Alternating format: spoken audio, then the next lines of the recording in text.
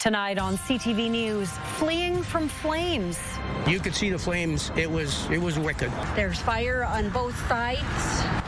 A rapidly growing wildfire forces an evacuation on Vancouver Island as a heat warning stretches into its second day. Also tonight. The arms were down, the signs were illuminated, and the bells were ringing.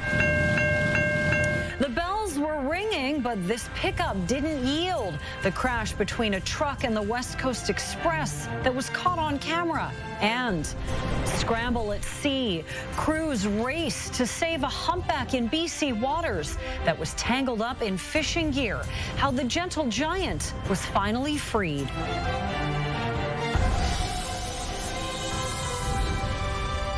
This is CTV News with Nafisa Kareem.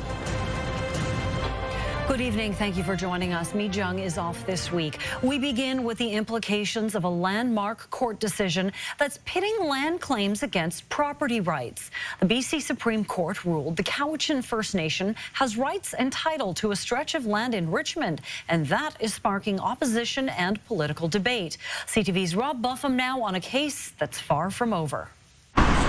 Fallout from a bombshell BC Supreme Court decision on Cowichan Tribe's land title continues to reverberate. I think it's probably one of the most significant decisions we've had in Aboriginal law over the past 35 years. The recent decision awarded the Cowichan Tribe's fishing rights in the Fraser River and title to a swath of land in Richmond, where the Vancouver Island-based First Nation previously inhabited a village in the summer. The province is launching an appeal. The ruling could have significant unintended consequences for fee simple private property rights in BC, and that must be reconsidered. The judge in her 800-plus page decision held that Aboriginal title and private property rights, known as fee simple, can coexist, and that the Cowichan tribes could repossess that land, says this Aboriginal law expert. It's the first decision that really fundamentally provides a remedy to First Nations to take back private land. The province is one of 6 defendants, along with the Feds, City of Richmond, the Vancouver Fraser Port Authority, Tsawwassen First Nation, and Musqueam Indian Band. Its chief expects it too will appeal. My phone lit up like a Christmas tree when the decision came out. They all, our membership that were sending me saying, we're appealing this. The court found Aboriginal title on land held by the Feds, province, and city. It also found title over private lands, including businesses and homes that aren't subject to an order, but is a finding experts say could apply to private property across BC. The First Nation can go back to court and seek remedies like an ordinary landowner to have those landowners removed from their land. The opposition Conservatives say the province should have negotiated this case, avoiding uncertainty over private property rights and protracted appeals. I'm actually very concerned about how the chill that this project, or this court case, I should say, will put on British Columbia as an investable jurisdiction. We have to work, of course, with First Nations to make sure that we move forward with this project, and we are. The province says it's seeking a stay of the order pending its appeal. And our Legislative Bureau Chief, Rob Buffum, joins us live from Victoria. Rob, what else is the Chief of the Musqueam saying about this case? Well, Wayne Sparrow told me today that he does expect the matter, whoever wins at appeal, to go all the way up to the Supreme Court of Canada. So this matter that's already seen the longest trial in Canadian history, in excess of 500 days, that relates to such matters with such big implications, seemingly is far from over. Nafisa. Rob, thank you. A new out-of-control wildfire burning on Vancouver Island has exploded in size since being discovered yesterday evening. It now covers close to 14 square kilometers near Port Alberni. CTV's Ben Milger shows us officials say it's a reminder of how quickly things can escalate in tinder-dry parts of the province. This is horrible. This fire flared up on Monday evening. Burning on both sides, it quickly forced the closure of the highway to Bamfield. When my son and I looked to the side, there was flames coming out on our side of the road too, and I was like, I need to get out of here now. Burning about 15 kilometers from Port Alberni, people could immediately see it from town with smoke pumping from the hillside. Every 30 seconds, the fire is moving 200 feet. And that's what this thing did last night. 10 minutes from the bottom all the way to the top. The regional district has put about 50 properties on evacuation order, but none are residential homes. The evacuation area does include the China Creek Campground and Marina, where a number of people were forced out Monday night. The flames were incredible. The smoke was billowing, and we're lucky the smoke was pouring south, away from the marina and that, but they evacuated us. The marina did a great job of getting everybody out. A fire near Soyuz briefly shut down Highway 3 Monday night. Crews have since gained the upper hand, and evacuation alerts have been rescinded. Local officials say the close call is a good reminder for people to always be prepared. Conditions can definitely change quickly during wildfire season or anytime if there's an emergency. So being prepared to leave, whether you're at home or at work or traveling, is really important. Back on Vancouver Island, the BC Wildfire Service says the Underwood fire is exhibiting rank 4 and 5 behavior, with flames burning in the treetops. People are also being urged to hope for the best, but prepare for the worst. This is Vancouver Island. We're doing great here. We just need to hold together, come together, and support one another. More than 60 wildland firefighters are battling the blaze, with more expected to join the fight in the coming days. Ben Milger, CTV News. Now to the record-breaking heat that's been hitting the South Coast. Relief is on the way as temperatures are expected to cool off tomorrow. A heat warning, though, remains in place tonight, with the mercury soaring into the 30s in some areas. CTV's Dimitra Maragos joins us live from Kits Beach. Dem, it looks pretty busy down there. Busy as can be, Nafisa. I mean, just look at it behind me. Absolutely packed down here at Kits Beach. You can see some people have their tent set up behind me, shading themselves from those high temperatures. But I have to say, there's been a little bit of a wind down here for the last hour that's combating those temperatures. So we reached out to experts to talk about this heat advisory that's in place. Some are trying to beat the heat. I'm gonna go home and sleep. While others are embracing it. Working a sweat up out in the court. They are much warmer than you would expect at this time of year. Environment Canada says the heat is on. What we have right now is, a big ridge of high pressure that's helping those temperatures build and keeping things relatively stagnant. And across the region, there's many areas that are breaking records in BC for temperatures. Fraser Health even posting the advisory on their social media. But Climate Haga highlighting that breaking daily temperature records isn't uncommon, but it does indicate that we are expecting very, very warm temperatures. She says things will blow over. We are expecting those winds to start to strengthen as we head into the overnight period a little bit, and we'll start to help bring in a little bit of relief for tomorrow. Experts highlighting not to forget when having fun in the sun, these temperatures can pose a risk to the public, like heat exhaustion. Some symptoms to look out for are fatigue, pale or cool skin, nausea, and headaches. Make sure that you're monitoring and taking breaks from the heat. But for Rosie Marfa, she says she's not sweating these high temperatures. I'm not gonna beat it. I'm just gonna live with. Yeah, so really important to also look after our neighbors during these higher temperatures, like our elderly friends. Make sure you're checking in on them, making sure they're staying cool, that their homes aren't getting too hot, even if they're staying inside. Nafisa?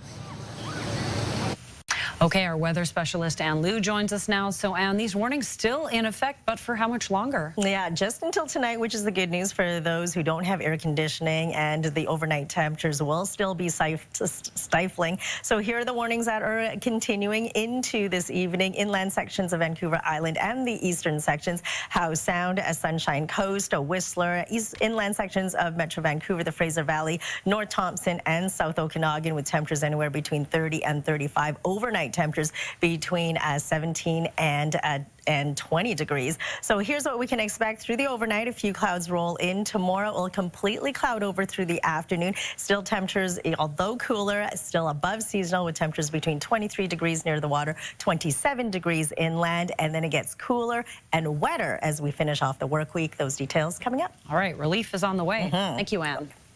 Charges have now been laid in connection with a sexual assault in Surrey 1 week ago. It happened around 12:15 p.m. last Tuesday outside a Tim Hortons and Salvation Army thrift store on 120th Street near 80th Avenue.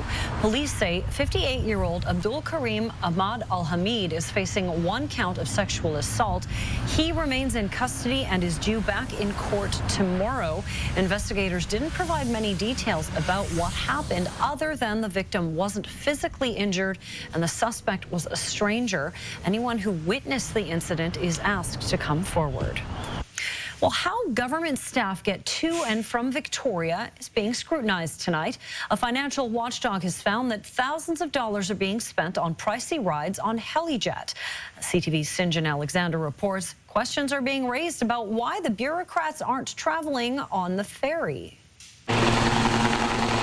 Sky high and out of reach for most British Columbians, the snappy trip from harbour to harbour appears to be the ride of choice for BC government staffers. The Canadian Taxpayers Federation poured over receipts from 2024 and finds ministry bureaucrats spent thousands of dollars getting to and from Victoria. There is no realistic reason why a senior executive at the Tourism Ministry, for example, should be expensing taxpayers for 27 separate luxury helicopter trips in 2024 alone. That ministry alone spent $93,000 on HeliJet trips in 2024. If only the company had a frequent flyer program. How do you build? Though the government has admitted it is strapped for cash, that it needs to find ways to save money. The times are so tough, thanks to tariffs, it couldn't keep a campaign promise, the $1,000 grocery rebate. I don't believe it would be the correct thing to do at this time of extreme economic uncertainty. Now, critics say a sure way to save money, take the ferry, on the very system the government oversees. There's a lot of ways to get between the capital and the Lower Mainland, but taking a luxury helicopter service is literally the most expensive way to do it. Now, all of those tickets are from 2024 before tariffs hit, and the government argues this was a good use of taxpayer money because bureaucrats have limited time and need to get business done quickly. At the same time, the Premier and Finance Minister has told all staff they have to find ways to save money. That may mean more meetings online and fewer of these quick, cushy rides. Sinjin Alexander, CTV News, Vancouver. A Metro Vancouver charity that provides services to low-income Chinese seniors says it's in survival mode after the province halted its funding. Today, that charity, local politicians and seniors in need called on the Premier to renew the province's support. CTV's Kevin Chirac has the story. Happy New Year, Gaia. Earlier this year, Premier Eby celebrated the Lunar New Year with the Gaia Community Care and Wellness Society, a charity that provides caregiving services to vulnerable Chinese seniors living independently. Thank you for supporting our seniors. Flash forward to today. We are not asking for charity. We are asking for the respect of the senior. Gaia reps with political backing rally outside the NDP cabinet offices in downtown Vancouver, presenting petition letters written by seniors and caregivers addressed to the Premier. The message is very simple. All they ask is for the NDP government to restore the funding. The organization's executive director says the province contributed $350,000 the last 2 years, making up around 40% of Gaia's budget, and without it, the charity's future is uncertain. We are talking about the service to the senior. Some seniors visibly emotional, including Hua Jian Yu, a 74-year-old who suffered a stroke a few years ago and lives in subsidized housing. Through a translator, he says he relies on services for everything from getting groceries to doctor's appointments and social connection. Without Gaia's support, he says he wouldn't know how he would go on. It's absolutely critically important that this program is restored back to the funding and expanded as we go into the future. We're going to be seeing far more seniors age into care over the next decade, and the province is woefully behind in this area. A recent report found the wait list for long-term care in BC has risen by 200% over the past decade. Gaia argues its services saves the province money by keeping seniors in their homes.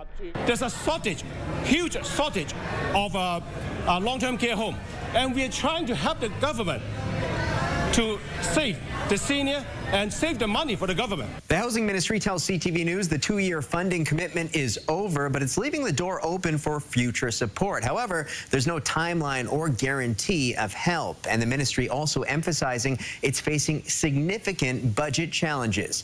Kevin Chirac, CTV News, Vancouver. We're not even a decade into legalization of cannabis, and already some retailers say the rules are out of date. We'll show you why, but first. The vehicle failed to yield and went around those arms and was struck by the train.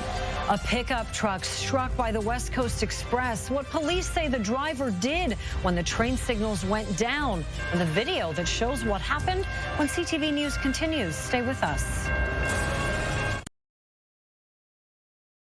One person is in hospital with serious injuries after a collision between a West Coast Express train and a pickup truck this morning.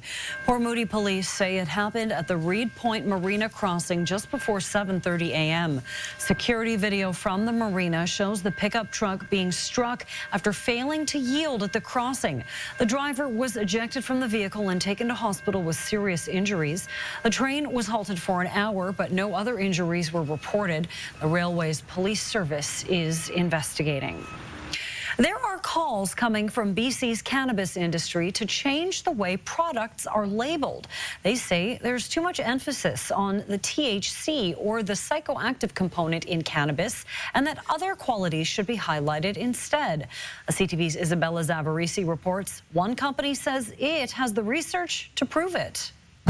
At Pure Sun Farms in Delta, one of Canada's largest cannabis producers, 500,000 cannabis plants are growing. There's 12,430 plants in this room as is. The plants are unique, but that's not reflected on the packaging. I can guarantee you one thing, what's actually on the label is not what's in the bag. What is on the bag, as required by Health Canada, is the total THC, or tetrahydrocannabinol, the active compound in the plant. They think THC levels equates quality, and that's not the case. Pure Sun Farms wants labeling requirements changed, opting instead for a range of THC. The easiest way to explain it, if you buy a bottle of alcohol, you're not buying a bottle of alcohol just to have, because it's 13% alcohol. If you buy a bottle of wine, you're going to look at the grapes, the region. In July, the company published peer-reviewed research. And the bottom line is, it is variable. It's a natural product. It's going to have variability and variation in the amount of THC, as much as we were seeing between 3% and 7%. The Director of Research and Development at Pure Sun Farms says this research benefits the end user. We really are trying to bring research to help support consumer safety. When you are going to go out for an evening and you're going to drink wine, if you're driving home, you might only have a glass or two. You really know how to control your dose and your experience. With cannabis, it's a little bit trickier because the percentage isn't exactly what's in there. One craft cannabis producer agrees. It goes to show how much we can really teach consumers. Once we take away the stigma that it's high THC that makes the plant, no, it's a lot more. It's the THC, it's the terpenes, it's the entourage effect that you get. Health Canada says it amended its labeling requirements in March to simplify how THC and CBD are displayed on products. For Pure Sun Farms, the goal is to start a new conversation, one less focused on potency and more about encouraging people to consider the plant's other qualities. Isabella Zavarisi, CTV News, Delta. The province is putting $35 million into clean energy projects to boost jobs and speed up climate action. These projects include things like electrifying oil and gas operations, capturing carbon at industrial facilities, improving energy efficiency in manufacturing, and reducing methane and landfill emissions. The investment is being delivered through the Clean BC Industry Fund. Since launching in 2019, the province says it has committed more than $368 million to support 173 projects. Those projects are expected to reduce more than 14 million tons of greenhouse gas emissions over the next decade. Still ahead, an off-roading love story comes to an end. They were amazing people, and they were so talented and so full of life. A BC couple who ran a popular YouTube channel dies in an off-roading accident. What we know about the crash and how they're being remembered. Plus, a gentle giant trapped on the north coast. The race to save a humpback in BC waters that was tangled up in fishing gear. A CTV News at 6 continues. CTV Weather brought to you by Expedia Cruises. Plan, book, and safeguard your journeys. Explore the possibilities at expediacruises.ca.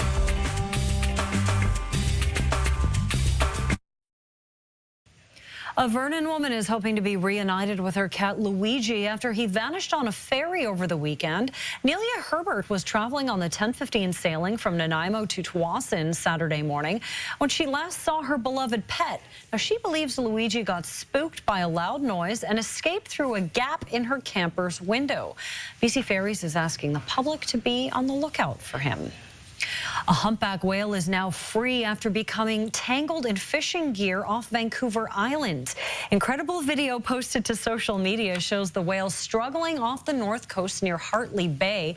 Crews rushed in, working for hours to cut away the gear.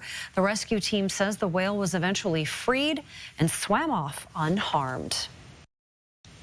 They lived life to the fullest. That's how a couple from Nanaimo is being remembered tonight. They ran a popular YouTube channel about off-roading, but both died in a rollover accident in the Kootenays last week. Here's CTV's Shannon Patterson on how they're being honored. We found paradise. Matthew Yeomans and Stacey Tureau loved adventure and documented their off-road exploits on their popular YouTube channel, Toyota World Runners. They were amazing people, and they were so talented and so full of life. On Thursday, August 7th, the engaged couple from Nanaimo were off-roading in the Kootenays when their vehicle rolled down a steep slope. Coincidentally, one of our managers was in the area and passed some of the other vehicles that were with this couple. They'd come down the mountain to try and alert emergency services, as well as use their phone, I think, for a satellite alert. So they managed to flag him down and let him know what was going on. When search and rescue arrived, they found Yeomans had been ejected from the vehicle and Tureau was trapped inside. Both of them succumbed to their injuries. At first, it was just so tragic and emotional, and now it's like sinking in that I can't talk to him anymore. I felt like I wanted to make some sort of a video just in remembrance of them. So fellow off-road creator and friend Nate Pickle posted this tribute to Yeomans and Tureau on his YouTube channel, Dirt Lifestyle. They were huge huggers, Matt and Stacey, and there was always this like baked-in level of silliness to everything that we did together. We're gonna get it to work. We're not, this isn't how the story ends. That Canadian positivity, though. Yeomans was an experienced off-roader. He and Tureau lived in a vehicle that they built and drove through South America and across Canada. I would say the majority of people that we rescue are very well prepared. Just something happens that they didn't intend to happen. There's so much left that's unfinished, and there's just so much potential, which is why this is so tragic. Pickle had 4 more adventures planned with Yeomans and Tureau, who recently gave him 4 small bottles of Canadian whiskey. These 4 trips that I had left planned with them, I'm going to do them and consume one of these gifts from him while I'm on the trip at some point, and just think about them and remember them. Shannon Patterson, CTV News. Well, e-scooters seem to be everywhere now, but as they get more popular, doctors are warning about a rise in related injuries. That story's coming up, but first, I'm not exaggerating when I say this is wild video. I'll show you how some lightning struck near a busy highway and sparked a pair of explosions. We'll be right back.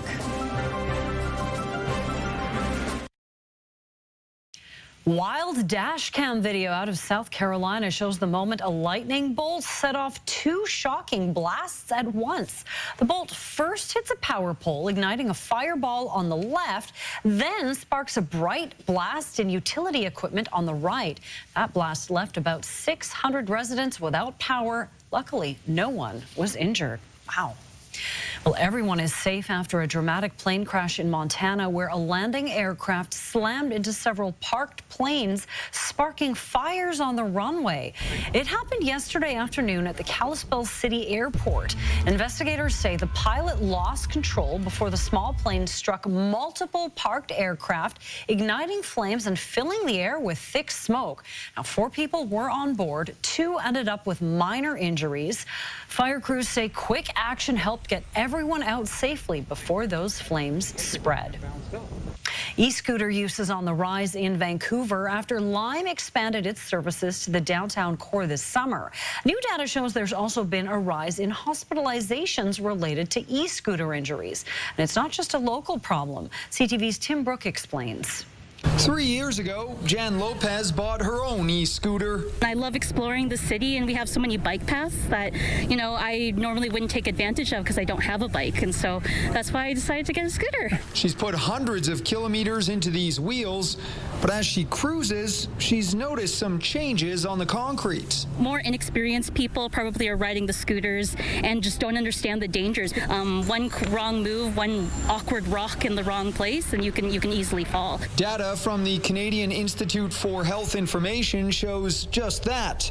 It says in the year ending last April, nearly 1,000 Canadian riders were hospitalized because of e-scooter injuries.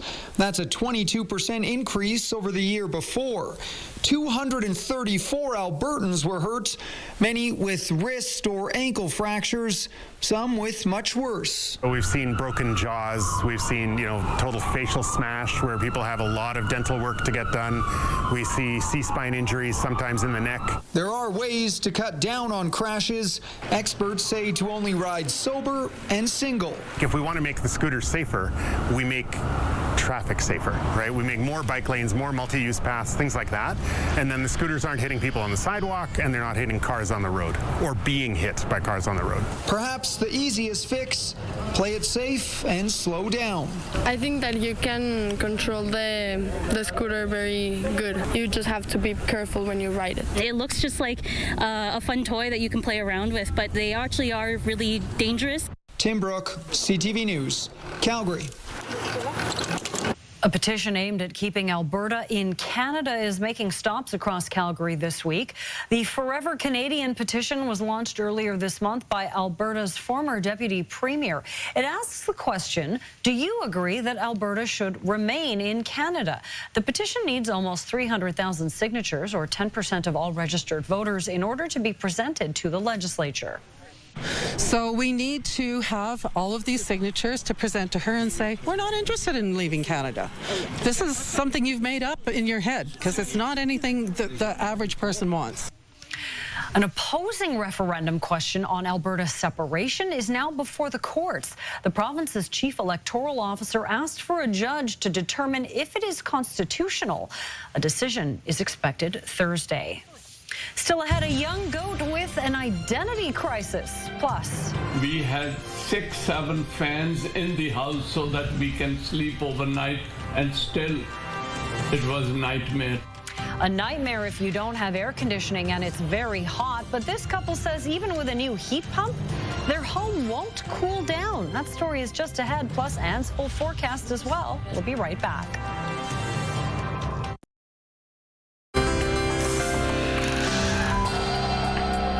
Taking a look at today's markets, the Canadian dollar traded for 72 cents to the American dollar. Oil lost 79 cents, closing the day at $63.17 U.S. a barrel. Gold down nearly $6 on the day. TSX and the Dow both closed higher, up 146 points and 483 points, respectively. WestJet service is returning to normal tonight after an earlier system outage. Network-wide technical issues led to customers around the world experiencing issues, with airports in Ottawa, Toronto, Saskatoon, Montreal, and Calgary all reporting delays. The ground stop has since been lifted, but travelers are urged to double-check the status of their flights. Flight attendants for Air Canada could issue strike notice as early as 9 p.m. our time, midnight Eastern, if a deal isn't reached. Their union has refused a proposal from the airline to enter a binding arbitration process. The earliest flight attendants can strike is Friday night. A kid in the UK is going through an adorable identity crisis. She thinks she's a sheepdog. Now, when I say kid, I mean baby goat, and Lil loves trying to round up sheep on her farm, her owners say. She was just a fraction of the weight she should have been at birth and was rejected by her mother. But she was quickly taken in by the farm's sheepdogs. Now she's convinced she's one of them. If she meets any other dogs, she's very, very interested, and she approaches them as if they're her own kind. If she sees a goat, she's a bit unsure. Lil is even starting to understand some commands from her owner, including no and get down. And as soon as Lil figures out that she can start eating the grass, they have a combination shepherd dog and lawnmower in one. Oh my goodness, they should start breeding Lil, training her as a lawnmower shepherd dog, and, you know, make fortunes. Story of the day. Exactly. All right, let's take a look at our forecast. Another hot one out there. Warning still in place through this evening. We expect them to be lifted by tomorrow morning. So it is for inland and eastern sections of Vancouver Island, the Sunshine Coast, Howe Sound, Whistler, Fraser Canyon, inland sections of Metro Vancouver, Fraser Valley, North Thompson, as well as the southern Okanagan. So temperatures between 30 and 35 today, and through the overnight we'll still see warm temperatures anywhere between 18 and 20 degrees. All thanks to this ridge of high pressure that will slowly weaken. We do have a front pushing its way in, bringing us cooler temperatures and cloudier conditions as well. So here's a look at our storm tracker. Clear right now into tomorrow morning. For your early morning commute, it starts to cloud over for the eastern sections of Metro Vancouver and the Fraser Valley. Widespread cloud through the afternoon with a few breaks in there. And then, yes, some spotty showers for the Fraser Valley as we head into tomorrow night as well. Active weather for the southern interior and the central interior, your provincial forecast at the bottom of your screen. For the North Island, you're looking at a mix of sun and cloud tomorrow for Port Hardy, 22 degrees, warming up to 24s under mostly sunny skies for Campbell River and Comox. For the South Island, lots of sunshine in store from Tofino right down to Victoria. Temperatures between 19 and 30 degrees. Into the Sunshine Coast, a mix of sun and cloud and 27s. A touch cooler up the Sea to Sky Highway. You'll see temperatures at 26 degrees for Whistler and Squamish. And for us across the lower mainland, we'll start off sunny. It does cloud over. Still above seasonal temperatures, with temperatures between 23 degrees near the water, 27 degrees inland. Completely clouds over on Thursday with a high of 21. Much needed rain finally on Friday, cooling down to 20 degrees into Saturday morning before it dries up. And then Sunday, Monday, and Tuesday, a mix of sun and cloud, back to seasonal temperatures at 22. CTV weather brought to you by Expedia Cruises for air, land, and sea vacations. And we are expecting a soaker on Friday. Much needed rain. Yeah, a bit of a refresh. Thanks, Anne. Yeah. Well, it has been a summer of extreme heat across much of Canada, and for those without air conditioning, staying cool hasn't been easy. More homeowners are turning to heat pumps, which are designed to keep things cool in the summer months. But one Ontario couple says their new system is not offering any relief. CTV's Pat Foran reports. July and August have had dozens of days above 30 degrees Celsius with record-breaking heat. In this Mississauga home, Pramila and Aisho Glum say they've been running multiple fans in an effort to cool their house down, even though they bought a new heat pump system 2 years ago. We had 6-7 fans in the house so that we can sleep overnight, and still it was a nightmare. The Lums say the heat pump worked fine in the winter heating their home, but on extremely hot days, the temperature won't go lower than 29 degrees. Last 2 weeks, when the weather was 35 degrees and 36 degrees outside, our house was 29 degrees, 30 degrees, 31 degrees. The Lums say when they call the company that installed the heat pump, they do come. In fact, they've come 12 different times over the past 2 years, but they just can't seem to figure out what the problem is. It's very hot, and they're giving us one excuse or the other. The couple was told their furnace was compatible with a heat pump, but when the house wouldn't cool down, they were told they needed to replace it, even though it was only 7 years old. And we ended up spending $4,500, which we didn't have to. Ashok recently had heart and brain surgery. The couple says if the heat pump issue can't be repaired, they'd rather replace it with an air conditioner. I want my money back so that I can go and get a regular air conditioner and keep my house cool. CTV News contacted the company that installed the heat pump. They sent 3 technicians to try and resolve the problem and finally did. A spokesperson said performance issues can arise, and the primary concern was the heat pump's performance, a potential issue with the coil. The unit is now functioning properly, and we are reimbursing the couple $4,520 for the cost of the furnace. The Lums say their home is now cool even during a heat wave. Thank you very much, CTV, Pat Foran. I'm so thankful to you all. I couldn't believe that things can go so fast. Pat Foran, CTV News. Researchers at SFU have created an environmentally friendly air conditioner. It's called Sortabo, short for Sorption Heat Transformer and Thermal Storage System. SFU says it turns waste heat from district heating pipes into cool air for buildings, and it does that without electricity, moving parts, toxic chemicals, or costly retrofits. Using this in conjunction with the existing district heating systems, we can convert the heat into cooling and provide sustainable, clean, and affordable cooling to residents, not only in city of Burnaby and Canada, but hopefully around the world. The next phase will be building one big enough to service one of Burnaby's community centers. The current machine will be on display at City Hall until September. Well, Merry Swiftmas to all those who celebrate. So I wanted to show you something. Okay, what do we got? We got a briefcase. Yep. Taylor Swift has announced her next album. Coming up, what her new era will be called. And later, camera connection. Adam finds out how a man found a way to change his life by taking random people's pictures. Next on the Sawatsky Sign-Off. Right now, here's a preview of CTV Morning Live.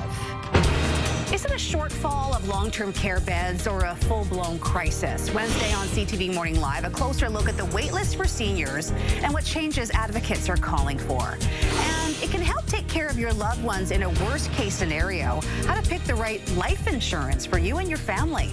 We'll see you in the morning. News, weather, and traffic. It's everything you need. CTV Morning Live, weekdays 6 to 9.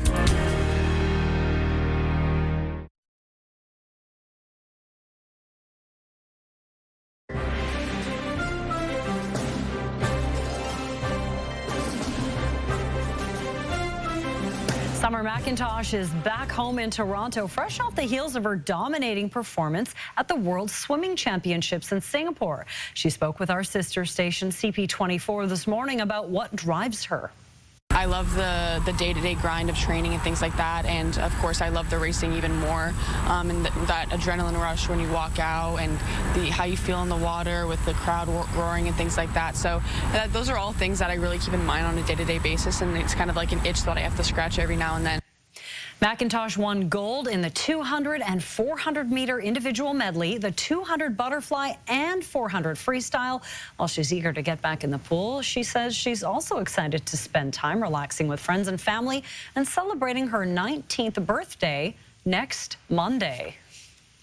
Well, Taylor Swift isn't ready to calm down, fresh off her worldwide Eras tour that wrapped up here in Vancouver back in December.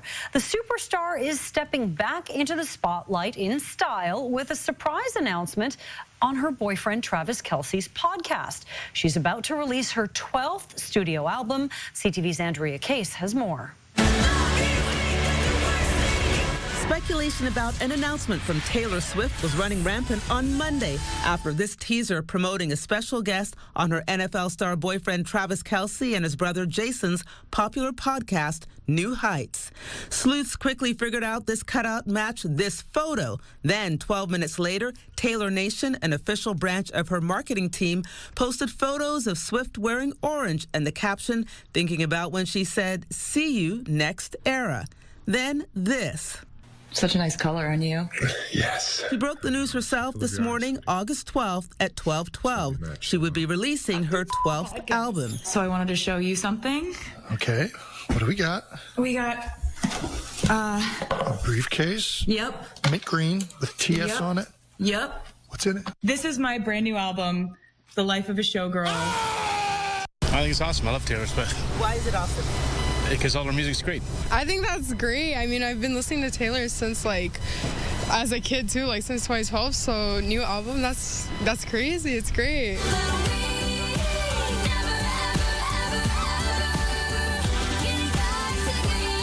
While the 35-year-old 14-time Grammy winner has often referred to her ex-boyfriends in her lyrics, she's never made an album announcement this way and rarely does interviews or appears on podcasts. No official date has been given as to when it will be released, but fans can pre-order The Life of a Showgirl on Swift's website now, and vinyl editions will be shipped before October 13th. I think she's done extremely well. I think she's conducted herself in a very professional, amazing way, really. I think that she deserves all of the success she has.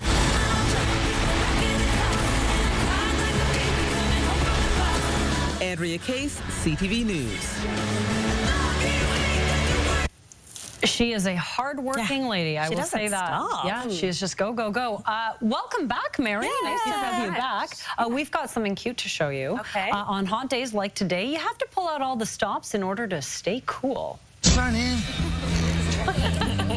Yesterday my life was filled with rain. They're just chilling. Forget hot dogs, these are cool canines. Golden Retrievers Jazz and Sage were the coolest customers at the farmers market. They beat the heat with their very own ice bath while keeping a close eye on all the shoppers strolling by. So smart. We've done put a towel in the freezer and then put that over our dog just to keep her cool. Brilliant. The ice works pretty Hey, well, ice too. bath, why Should probably not? try eating it. Poor doggies. What do you have coming up for us at 11:30, Mary? Yeah, more evacuation orders have been issued in the Cowichan Valley, Nafisa, due to the Mount Underwood wildfire. More updates are expected throughout the night. And we'll be taking a closer look at RBC's latest market outlook. Home sales in BC are expected to decrease by 4.6% by the end of the year, but the report also projects a large rebound in 2026. We'll have more on this at 11:30. All right, roller coaster real estate. Thanks, Mary.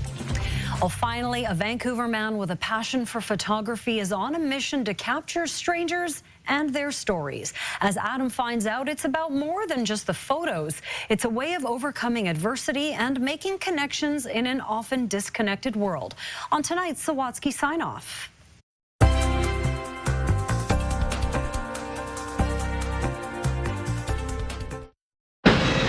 Although Justin Venema wanted to photograph people since he was a child, I remember looking through the viewfinder and thinking, like, the world just looks really cool. the social anxiety he developed during the pandemic made interacting with people feel impossible. And I could feel my hands start to shake and my knees start to tremble. It was so debilitating, Justin decided he had to face his fear and was determined to approach a random stranger and offer to take their picture. I wish I could say it was like suddenly found the courage and went out.